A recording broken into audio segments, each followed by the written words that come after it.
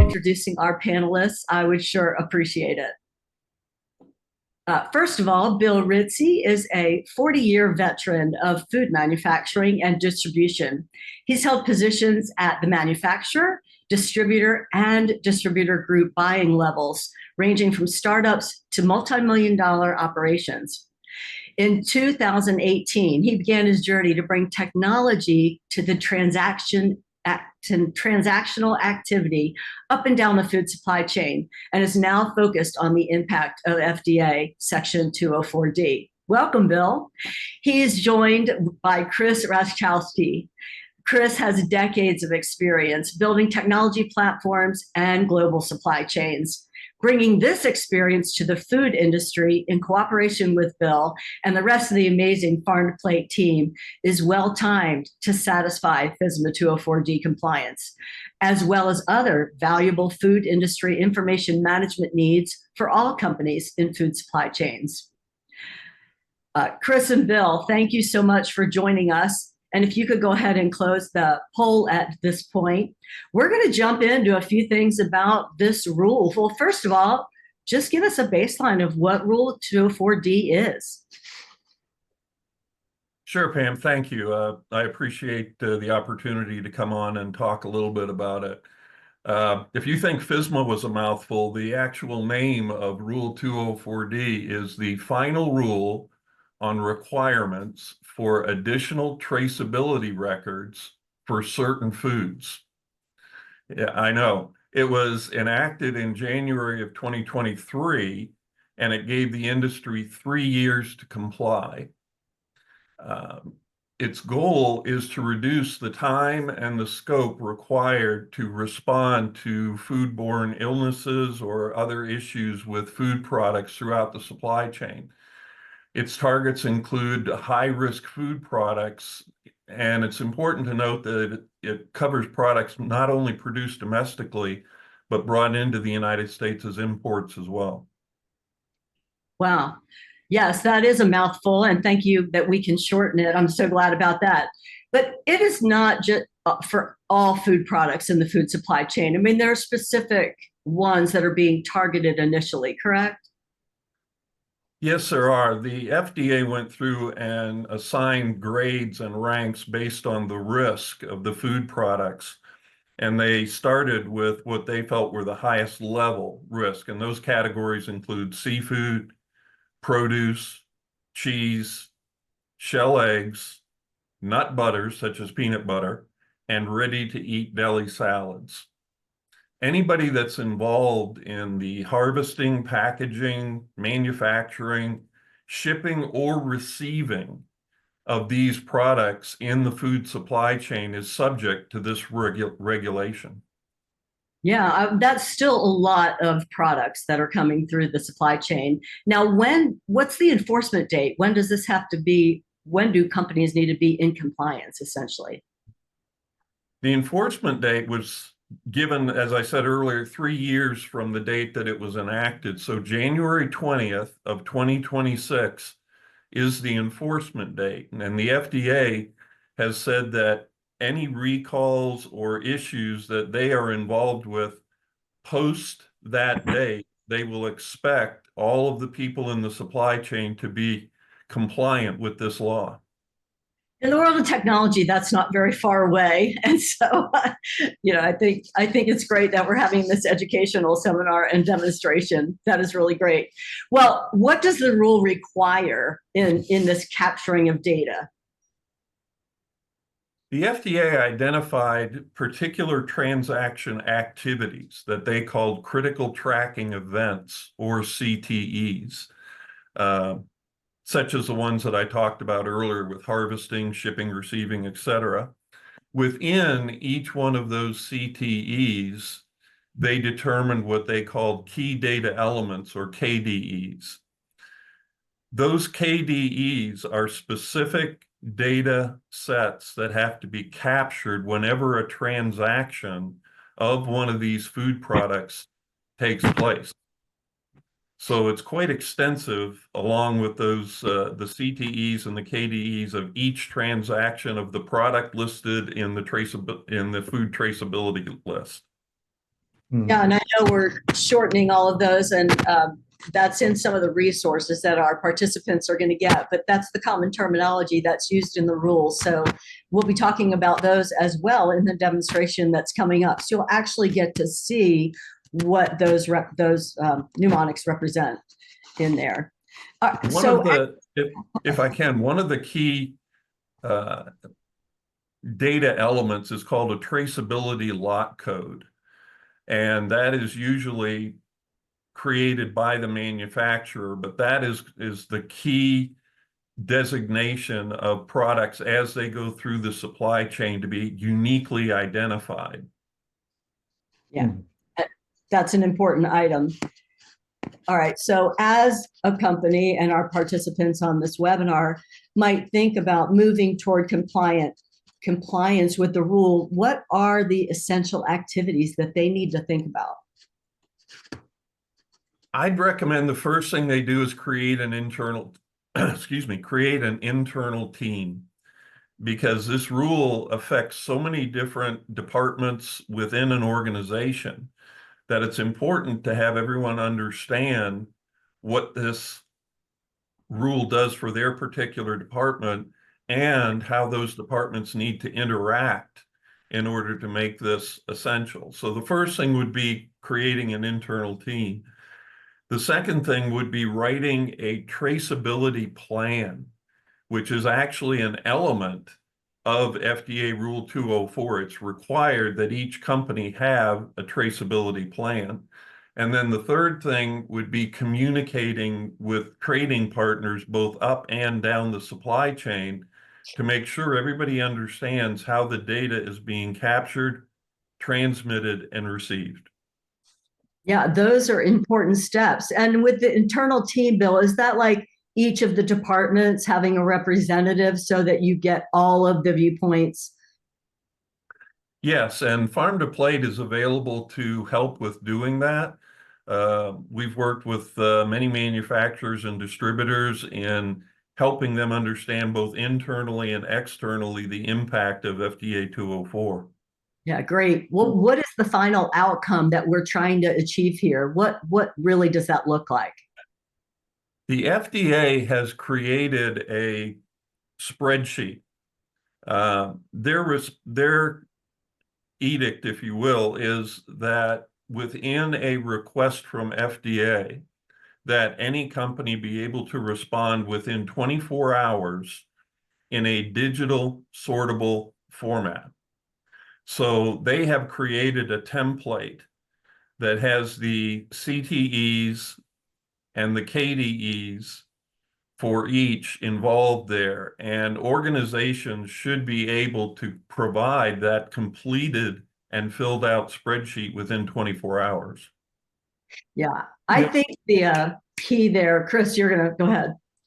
Yeah, I was going to say, this is, of course, great information is what we're here to learn about, but also stepping back a moment, I think for some of the people that are starting to just really think about FSMA or this regulation, sometimes we feel like government regulation is a bit onerous, and why do we have to do that? But in fact, this is actually quite practical. And me as a person that's looked at a lot of different technologies and sectors, that definitely can be true, but it's very practical. Actually, the FDA has done an excellent job in scoping out what's required just to keep us safe. And what we're describing here, what Bill has been through, is really, it's kind of a bare minimum. And it is very practical. And, part of the reason the team needs to be involved is this is for the safety of our customers as food suppliers. And once the team understands that, I think they can see the practicality behind this. So not only is there, good practice of having people know what's going on, but this brings a company together in understanding the importance of this. And then, we'll see how Farm to Plate, I think, is here to help make that easy for all of us, because it can get complicated very quickly with hundreds of products and hundreds of suppliers and customers. Thank you. Thank you for bringing that perspective, Chris. And while you're here, honestly, with your experience, of enabling supply chains in different industries, especially the food industry now. How hard is it? Bill was referring to that internal team. Can you speak to that a little bit? Because you've done this in your past. Yeah, sure. And this is, like I was mentioning, important because there may be a few administrative people that actually are going to have to provide these numbers if there is a recall. But it depends on the entire organization to make that possible. People from receiving product to warehousing it to the IT team, all need to know what's going on and why this is important. And again, it is complicated, but it doesn't have to be chaos. And that's what we hope to bring and what we do bring. I think you'll see that in our demonstration of the farm to plate platform, of taking what could be a chaotic situation and making it automatic and very easy to deliver on so that we can keep our business moving, and the community safe. Certainly, that makes a lot of sense. And I know there's value to the farm to plate system and the implementations that have already happened, the learnings that have happened there, and just the whole streamlining of the process of compliance, especially with regulations in general, but specifically with Rule 204D. To that end, can organizations do this on their own too, Chris? Sure. Well, again, here I think the FDA has been very practical in saying what must be delivered to them, but not being specific on how it must be done. So theoretically, yes, an organization can take their paper or their existing IT systems and extract from that all of the necessary data. So the FDA is not forcing you to go to Oracle or something like that just to have an expensive solution. But here's the opportunity that I think we have identified, which is we're here to make this easy for you. So although a company can do that themselves, what we're trying to provide and what we have been providing for companies is essentially an overlay on your existing systems. So you don't have to change what you already have, but we can overlay on what's going on and make it easy and fast to extract the data that's needed for the FDA to comply with FSMA. Yeah, I think that's probably a key piece, Chris, is that you're not disrupting the currently existing system. You like you said, you've got that layer above. The ease of implementation is paramount here. Yeah, and as Bill mentioned, we're part of the team. We are hands-on with onboarding companies and making that go smoothly. So, the companies that are working with us, they automatically have some additional team members in helping walk through this entire process with them. Perfect. Do either of you have any other comments before we move on to our farm to plate demonstration? I think we've covered it pretty well. Okay. Yeah, I think so. Great. Well, thank you. Thanks for being with us. And Bill and Chris will be back after the demonstration for the Q&A section. So as we enter into the technical demonstration, we have another poll, again, to make sure we provide you with the most helpful information. And this poll is about compliance structure and just information that we'd like to gather. If you could answer that while I'm introducing our technical experts. First of all, we're trying to figure out how is this compliance accomplished by farm to plate? And our technical experts are going to show you a few key pieces of the farm to plate functionality and how that happens. So Deeksha Thakkar is a group product manager. She gathers client requirements, collaborating with the technical, functional, and quality teams to develop and deliver client solutions, participating in client calls to capture their process requirements, and ensuring all deliverables align with their needs. With a focus on providing a robust and future-ready product, she helps ensure clients experience the most advanced solution available to meet the evolving demands in the industry. She's joined by Debashish Chakravarti.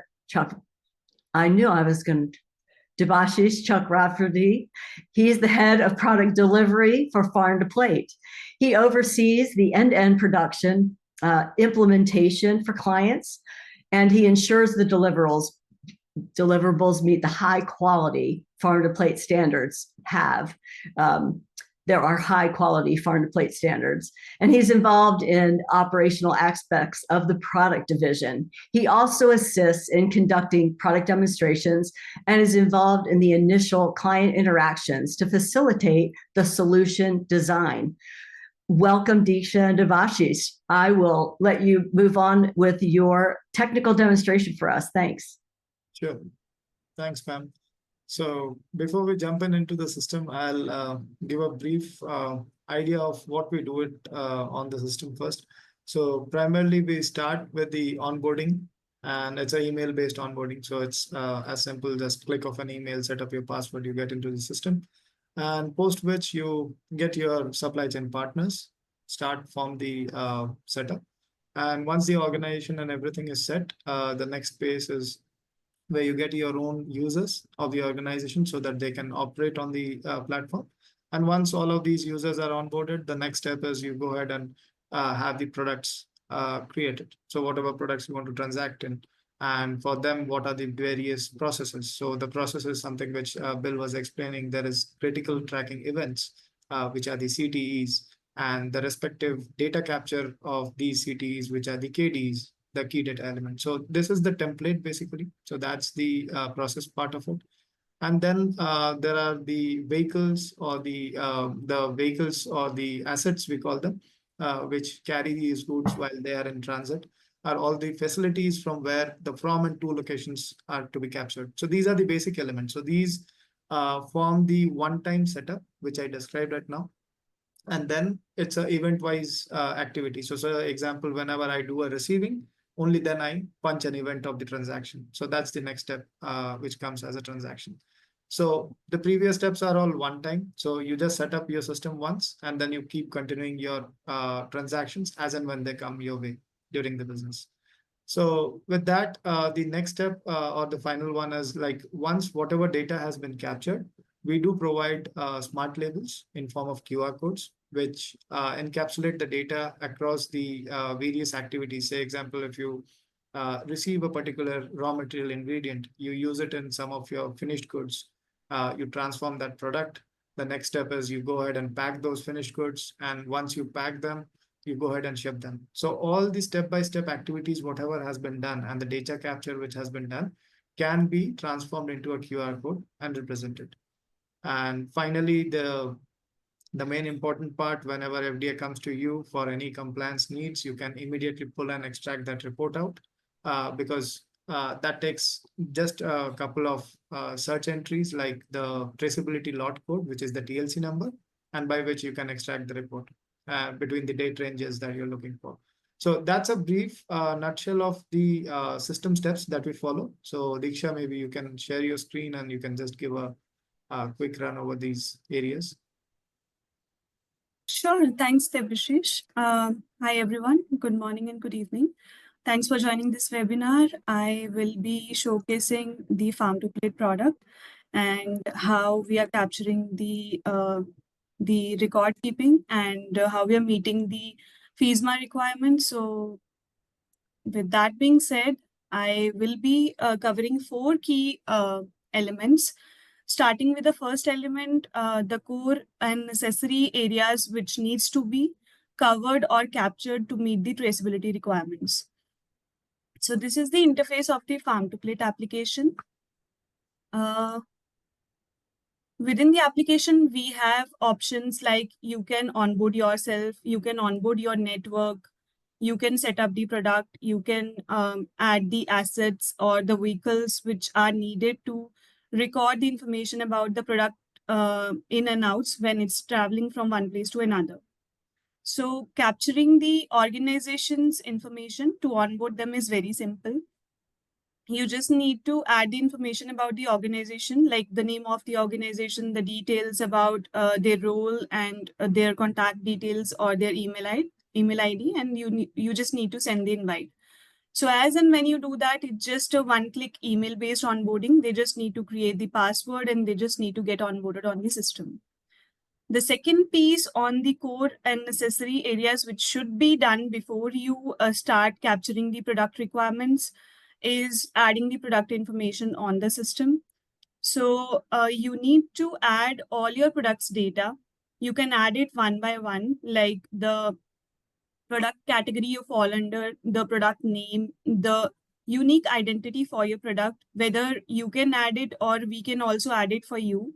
We are generating the global trading item numbers on our system based on the formats, the standard formats being are generated on the system. The descriptions or the nutritional facts and ingredients you can store here, which will be later on accessed as and when this is required present to any third-party auditors. When we come next, we need to set up the roles and the users data so that you can define who will be accessing your system or who are the users with their designation and what they will be accessing. That you can do from the user management section, from where you just need to create the roles. You need to assign those roles from create new user section. Just add the role against their email ID and you will be sending invite to them. So it's also again a simple email based onboarding. They just need to create their password and get onto the system. So with that, there is another area where we need to allow users to add the vehicles data, the facilities that you have on your organizations, like the total locations where the product will be traveling for packaging purposes or for quality checks or any other concerns. So those can be captured here.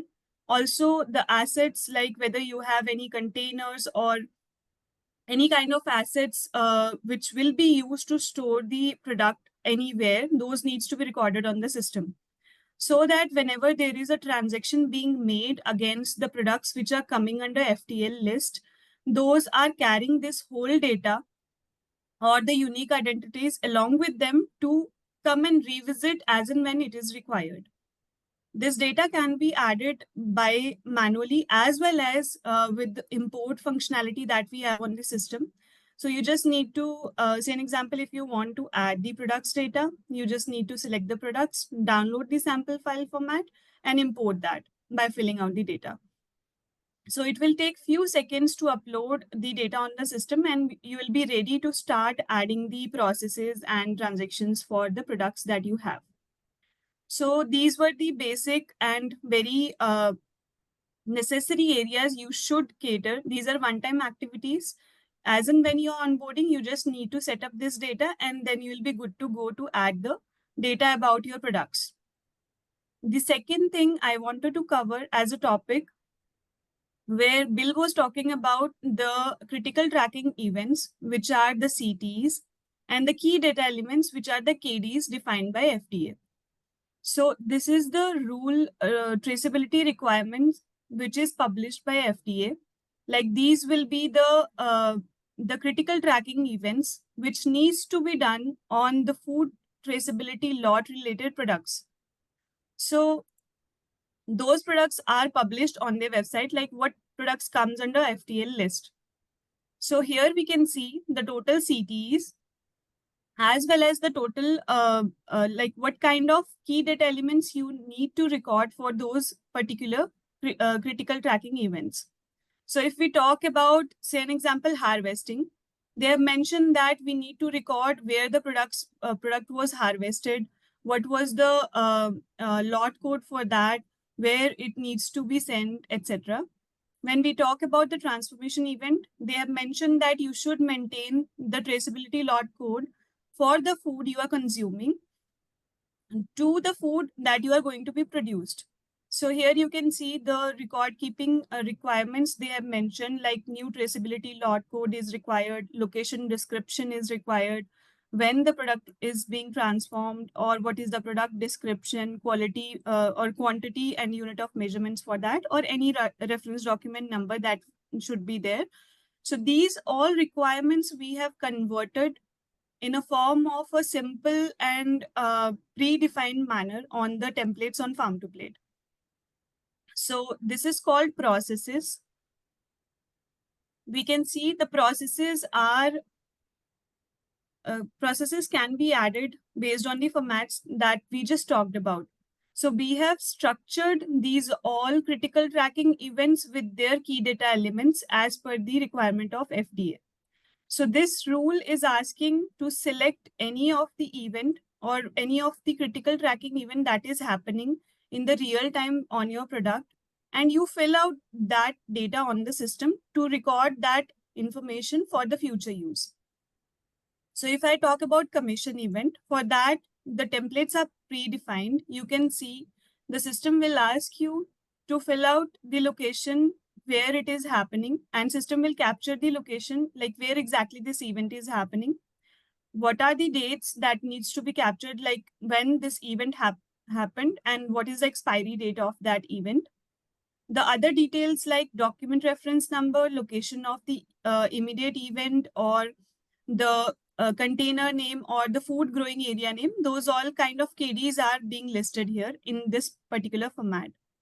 If I take you through the transformation event format also, the system will ask you to put the lot number and put the TLC number against the food you are going to consume to transform to a new product. So if you are using any raw material, for that you need to maintain this information.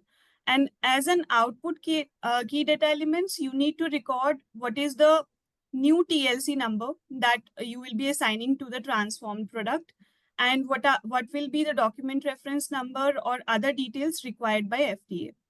So as and when you do any kind of event on the products which are under the FDA list, you need to maintain and you need to record this data on your system to be compliant with that rule.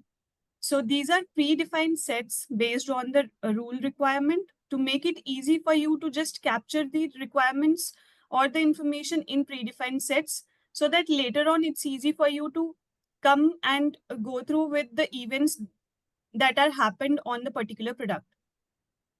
So if I may go to transactions, we can see how it is simplified for you to fill out the data. So if I may talk about the transformation, so we can just, let me first go through with the commission event. So if I may go through with the, with any of the event for that, so it will help me to showcase all the details about like what needs to be done on that. So say an example, this is the harvesting event I am going through. So system will just ask me to select the type of packaging you are performing this event on. You need to fill out the expiry date, the document reference number, the container, and the TLC number for that. So these all things, as and when you are submitting it, this will be stored in the smart labels format, which are called as the QR code and the barcodes on our system. So the QR codes are storing the digital link at the background to store all the information that you just had a transaction on the system. So if I may copy a product ID for which we can go through, like what are the lots which are created, when those lots are created, we can see what are the total item numbers on those particular lot details we have created. And also we have the print option. So you will get an option to quickly print all the QR codes and label it on your material, so that the other organization who is receiving your material, they just need to scan the QR code and data will be extracted based on the given permissions to them. So it will be easy for them to capture the information, and even for you when you are receiving any raw material from the suppliers or you are capturing any details, you just need to scan the QR code and the data will be added on your system. So this is one of the example I'm showing for the lot number. So this is the lot code for which we will be showcasing the information like this. It will be covering the product details, the weight, the quantity, the expiry dates, and the manufacturing dates. Similarly, there is a QR code that we can generate for the item level.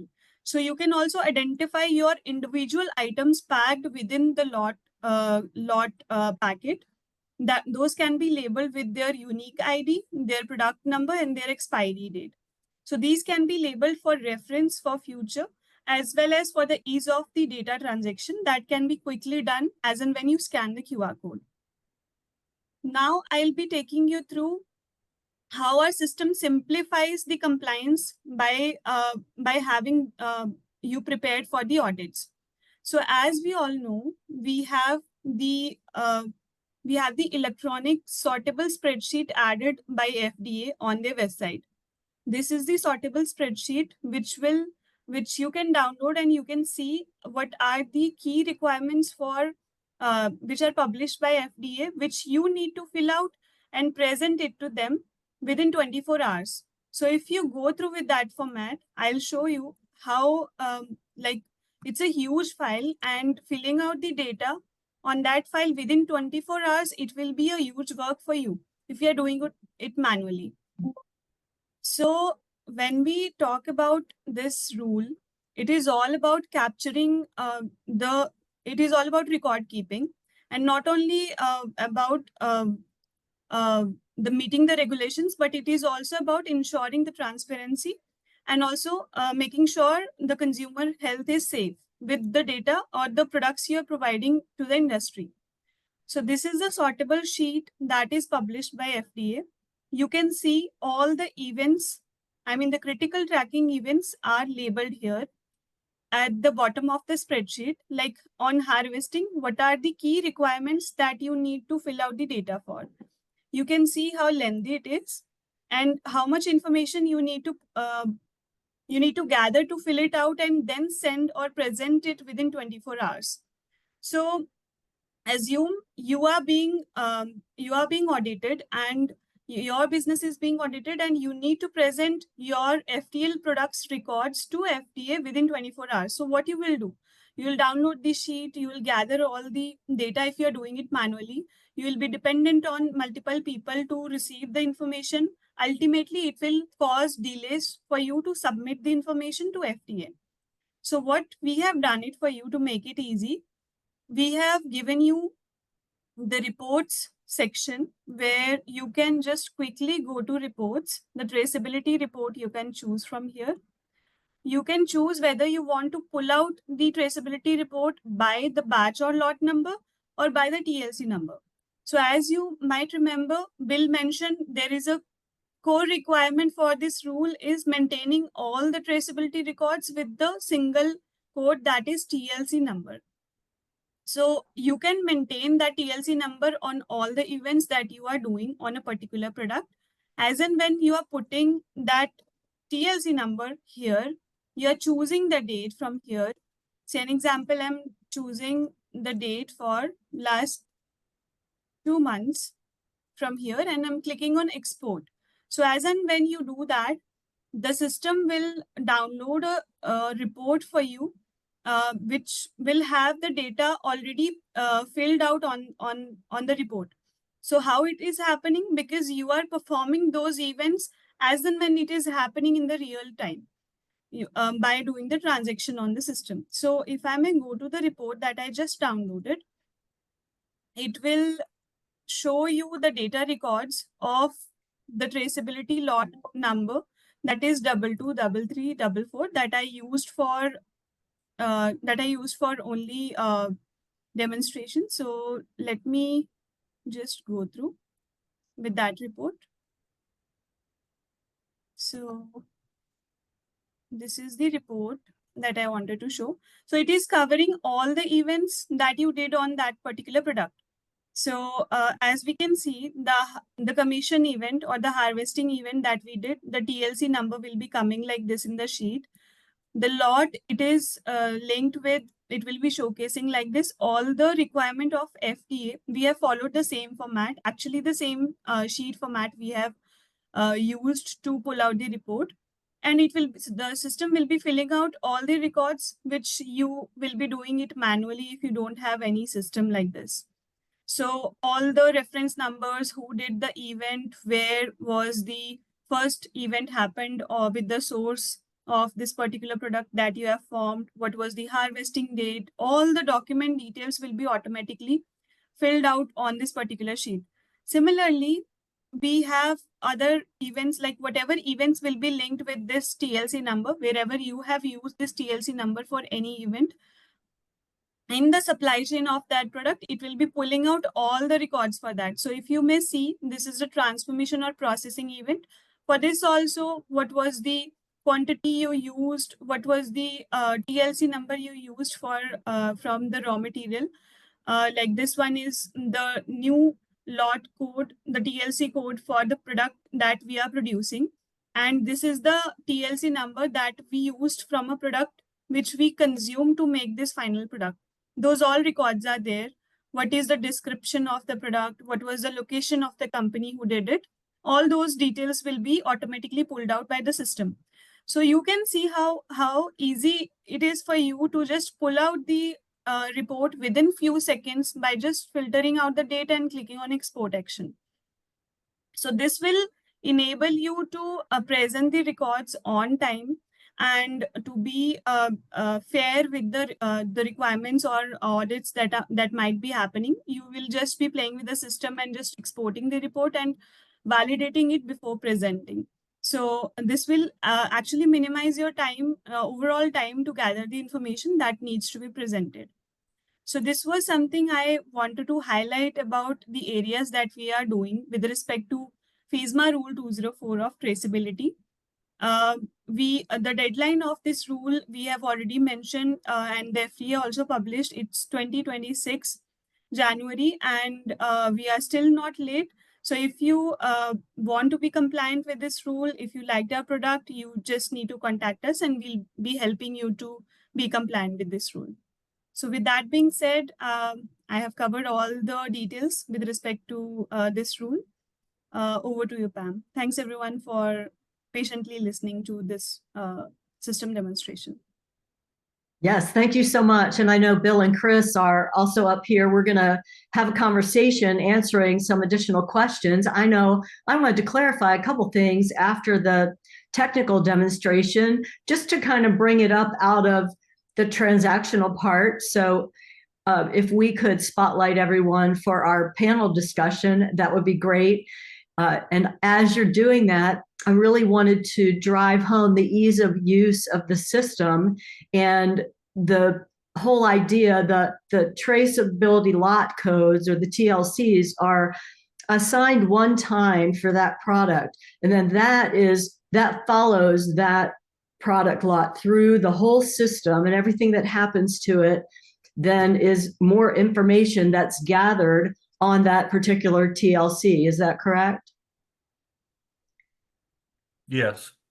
Okay. Yeah, anyone. I'm just like bringing it up out of that into transactionally what happens. So then as this TLC, this traceability lot code, goes through these critical points in the supply chain, maybe I'm receiving something, I'm receiving this TLC.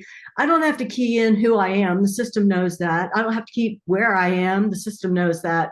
So for our participants that are listening, all that data is not necessarily manually keyed in like it would be written on a clipboard, because there are certain predefined things the system already knows about what company's receiving that, who I am, because I'm signed in as I scan the QR code for that TLC, what the function is, what that key item, that the transaction that's happening.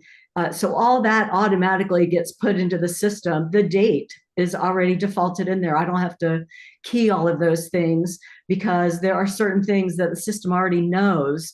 So it's I know going through all the details of the items out there and the numbers might seem like a lot. And certainly that FDA spreadsheet seems like, wow, they're requiring a lot.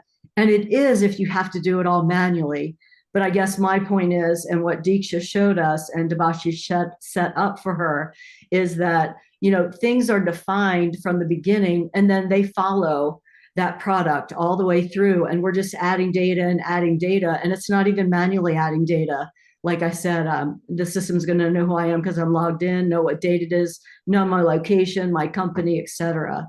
And I just wanted to clarify that for our audience. Yeah, right. Yeah, one comment I might make before we dive into the details is that, as you've noted and we saw in the demonstration, although it wasn't stated directly, traceability is just one of many components of the farm to plate platform. And as you were just essentially explaining, that data exists as part of the platform and what people would normally use the platform for.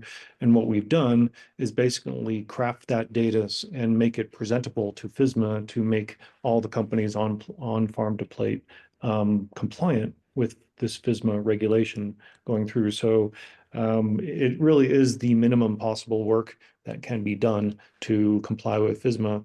And by keeping on top of it, it's not that onerous. Just some background there. Right. No, thanks for bringing that out, Chris. Any other comments about that? Yeah, you hit on one of the most essential points of the FSMA Rule 204, which is not only about the gathering of the data, but the communication from the data from one company to another within the supply chain. Up to this point, FDA has just gone to companies and say, you have to keep this set of data. Now it's saying not only do you have to keep it, you have to communicate it as it goes through the supply chain. And that is where the real crux of the challenge to most companies and where farm to plate really shines in making that communication possible. Right. Hmm. And just Yeah. reiterating, whatever system you have currently existing at your company, you can essentially, share minimal data that has to come from you. Obviously, FDA is not requiring any competitive data be shared across the supply chain, but that whole idea of farm to plate sitting above your existing system, and you just can send the minimal information that's required, and then it can travel along the supply chain from other people through you, whatever you do to the product, and you send those changes on to the next person that's going to receive the product in the supply chain. Yeah, and like you were saying, Bill, this one up and one down has actually caused or resulted in us kind of finding a lot of additional customers, and that once one customer is onboarded, because of this one up and one down, frankly, the easiest thing for those one up and one down companies to do is they're already receiving information from farm to plate, but then they see, oh, okay, well, this makes my life easier.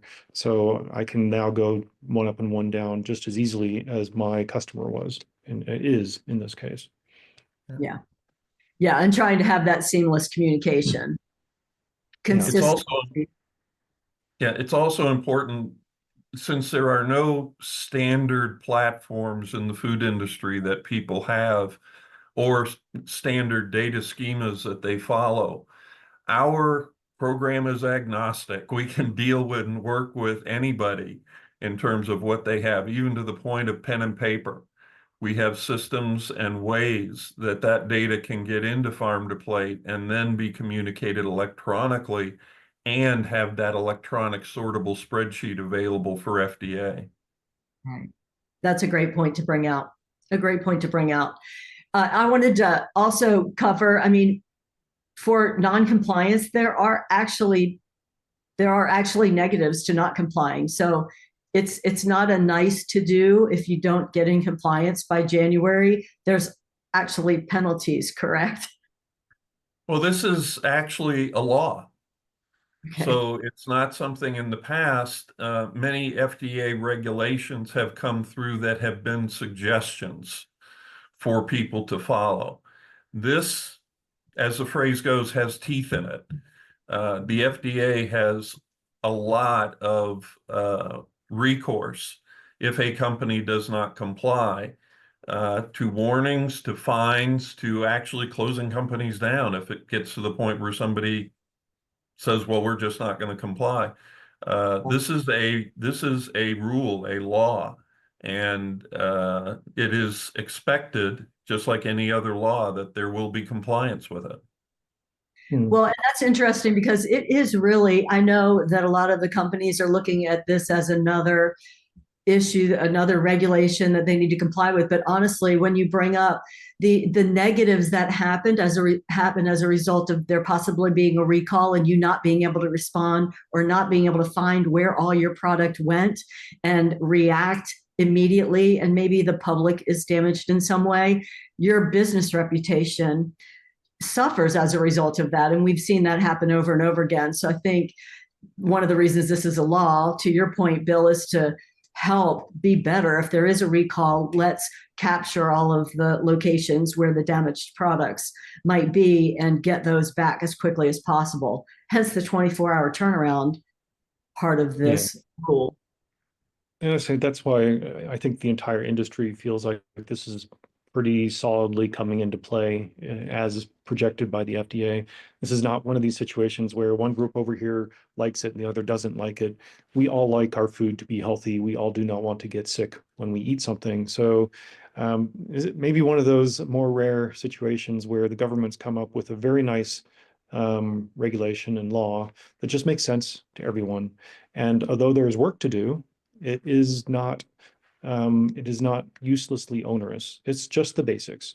If somebody got sick in Michigan because they ate this slice of cheese, well, let's find out where all that went as quickly as possible so we can minimize the issues. That's good for everyone. It's good for us as, you know, as a food company. We want to have the minimum exposure to what might be a recall. And this good tracking, good data management allows us to do that versus if you don't have that, maybe the FDA says, well, all the cheese that came out of this area, just it's potentially an issue and we want to reduce sickness and death because of that. So it is overall good for everyone. And that's why it's coming along. And frankly, that's why we're excited that Farm to Plate, which maybe didn't anticipate this when, you know, I was fortunate to be part of the team getting this rolling many years ago, didn't foresee FSMA as a key sort of value in Farm to Plate, but it turns out it is, at least in North America, very, very important value for Farm to Plate. Exactly. And I think the goal of Farm to Plate has been to, obviously, based on Deeksha's referencing the FDA website. I mean, we are not making things up. We're trying to stay as close to the standard as possible to make that communication as easy as possible, because like Bill said, there is not a standard out there software wise. So if we can standardize to what the FDA is requiring and make it easy for companies to communicate with Farm to Plate the necessary information, then everybody wins. We want to have some common communication across the whole supply chain, and that makes it easier for everyone.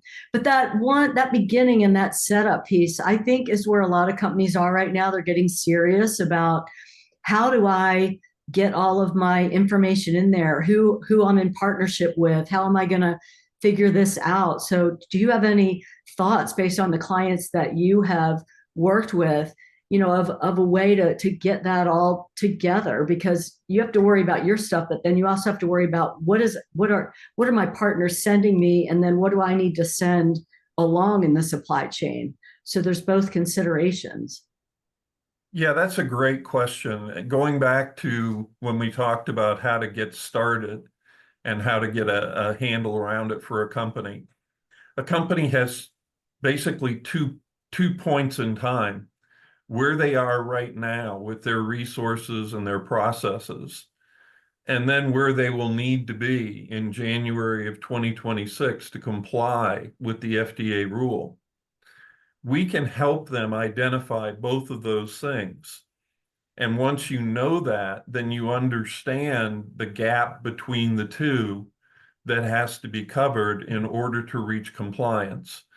And then it becomes a question of, for a company, once you know what that gap is and the timeline you have available, is it reasonable to expect yourself as a food company to be able to develop this process? Developing Farm to Plate has taken years of a data company to be able to put together.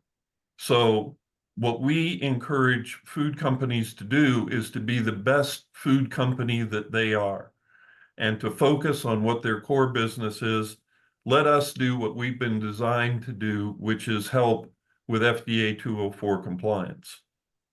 Mhm. Thank you, Bill. And I would love if any participants on our webinar would like to ask a question, put it in the chat or raise your hand. You can come on camera and interact with our technical experts or Bill or Chris. But in the meantime, I want to remind you that you will be getting a copy of the FDA FSMA 204D playbook, which has been created for C-suite leaders, honestly, with even more information than we have time to cover today about the rule.